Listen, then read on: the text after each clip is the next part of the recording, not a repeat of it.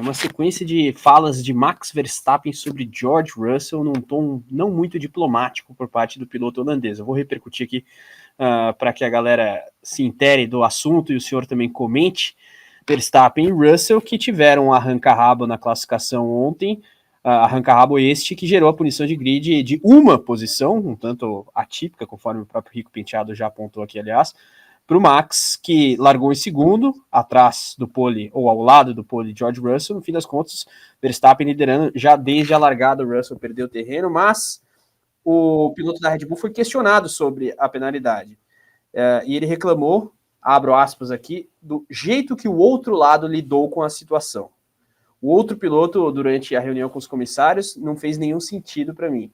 Respeito muitos pilotos, mas ontem perdi completamente o respeito por ele. É ridículo como ele queria me dar uma punição. Fiquei muito irritado com isso. Fecha aspas. Max Verstappen sobre George Russell. Perdeu completamente o respeito com relação ao diretor, com o diretor da GPDA, a Associação de Pilotos de GPs. Sintomático, meu caro Guilherme? Aliás, depois vamos falar de GPDA também, porque a gente tem Mohamed Ben Sulayem atacando os pilotos depois das críticas recentes.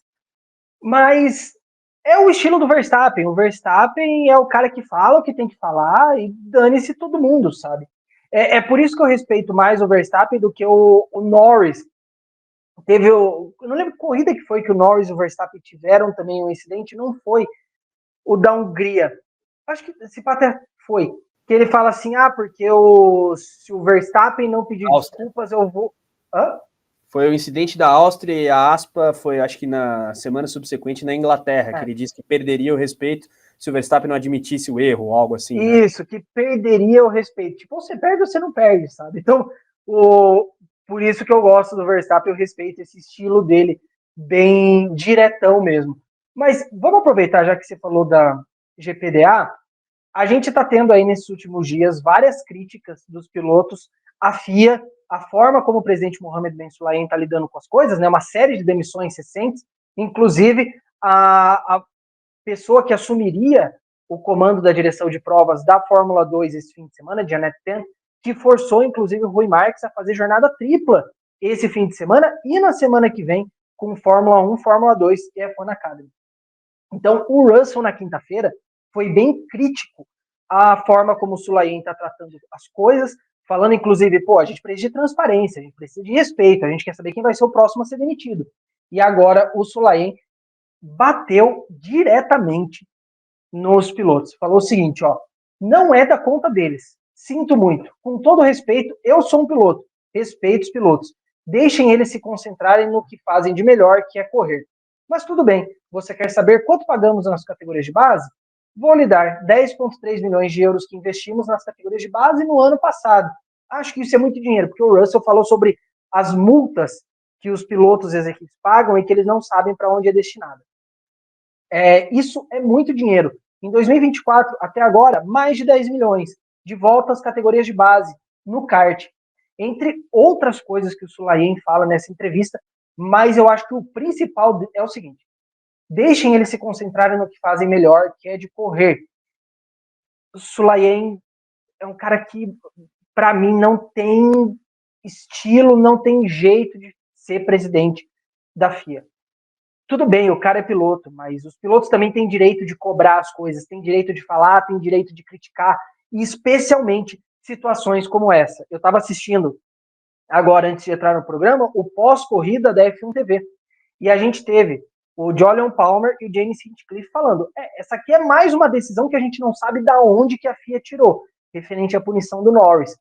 Então, você tem o André Stella, que falou também à F1 TV, é uma punição inacreditável.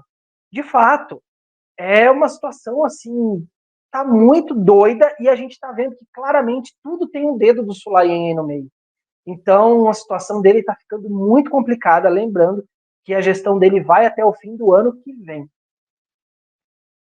Tem tempo ainda. E, enfim, algumas polêmicas seguem repercutindo, ainda que em vias de conclusão, né? Uma que bem foi resolvida, espero que de fato se concretize, né? A entrada da Cadillac GM no grid nessa, que na verdade é a operação da Andretti ali, com os caras contratados pela Andretti, Pat Simmons e tudo mais, também teve o envolvimento do Mohamed Ben Sulayem na treta, essas questões de driver guidelines, a FIA está contra a parede, e aí, enquanto isso, o Ben Sulayem troca diretor de prova aqui a colar.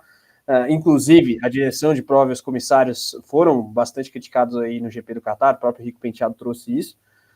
Os caras estão trabalhando bastante. Quando você trabalha de maneira exaustiva, a probabilidade de errar também aumenta, né, Gui? O Rui Marques, diretor de prova português, aí, esse fim de semana teve uma sequência de expedientes, digamos, para não ter nenhum descanso. Emendou Fórmula 1 Academy, Fórmula 2, Fórmula 1, e, claro, as decisões também de dosimetria questionável, o lance do Hamilton, 5 segundos mais drive-thru, enfim, foi bastante caótica a direção da corrida nesse fim de semana, né, Gui?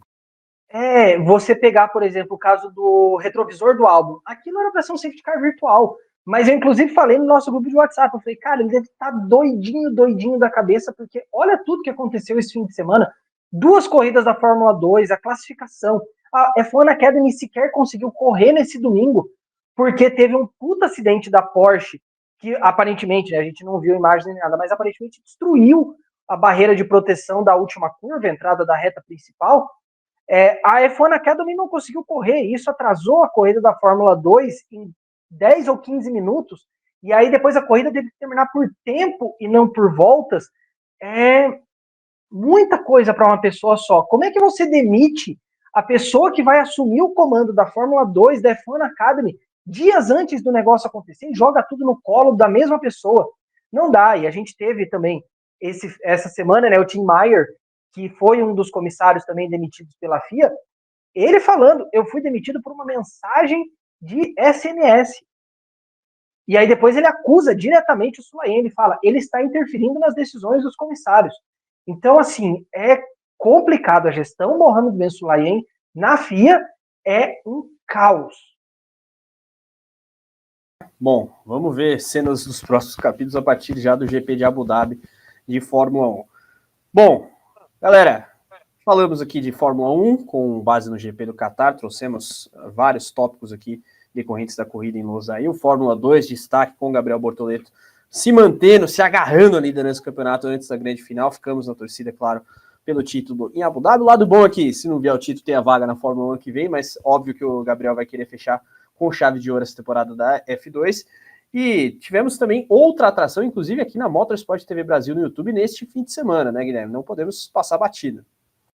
É isso aí, a Argentina não recebeu apenas a final da Libertadores de futebol ontem, mas recebeu hoje também a final da Libertadores do automobilismo.